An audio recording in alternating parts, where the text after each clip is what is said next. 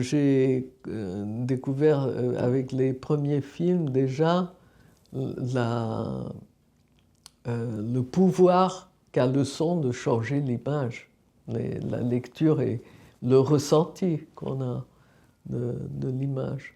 Et ça, je trouve très intéressant de travailler tout ce côté.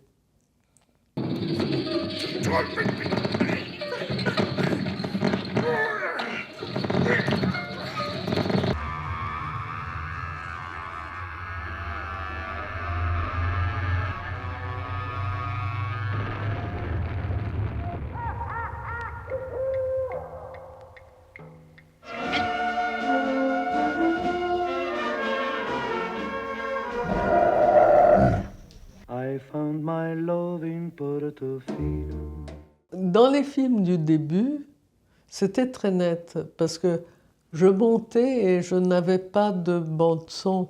C'était du Super 8 et donc la bande-son était beaucoup trop étroite pour avoir un son de qualité potable, mettons, OK. Même pas de grande qualité, mais juste acceptable.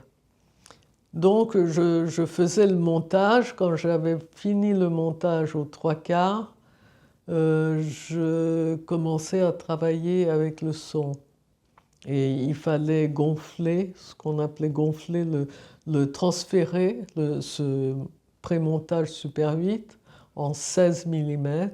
Et en 16 mm, on avait déjà une qualité sonore acceptable. Et à l'époque, c'était très compliqué parce que tout ce qu'on prenait comme fragment musical à partir d'un vinyle, par exemple, il fallait aller à un labo, il fallait le copier, on avait une boucle. C'était toute une histoire. Aujourd'hui, c'est tellement simple, on met ce qu'on veut sur la bande sonore. Mais j'ai eu cette habitude de démarrer sur l'image toute seule. Je l'ai à peu près conservé, cette habitude. Alors, en général, il se peut maintenant que je vois une image et je pense à un son, et pas nécessairement de la musique, un son.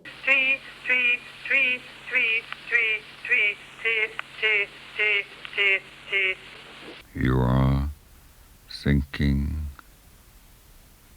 slowly.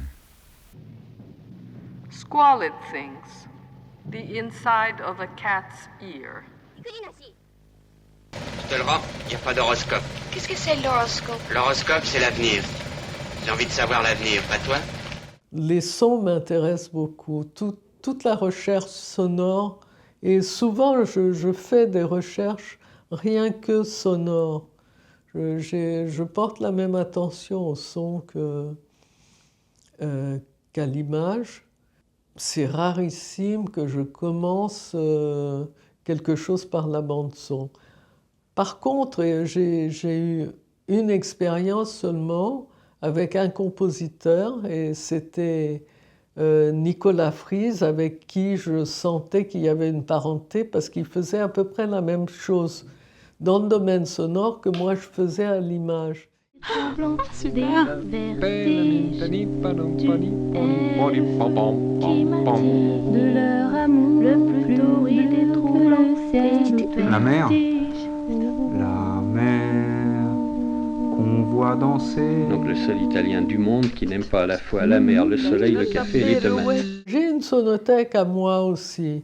Il y a des choses que j'enregistre, ou sinon il y a des choses que je collectionne. Et ce n'est qu'en regardant vraiment l'un avec l'autre que je me dis oui, ça marche, ça marche pas. C'est à l'essai. J'ai rarement des idées préconçues, si tu veux.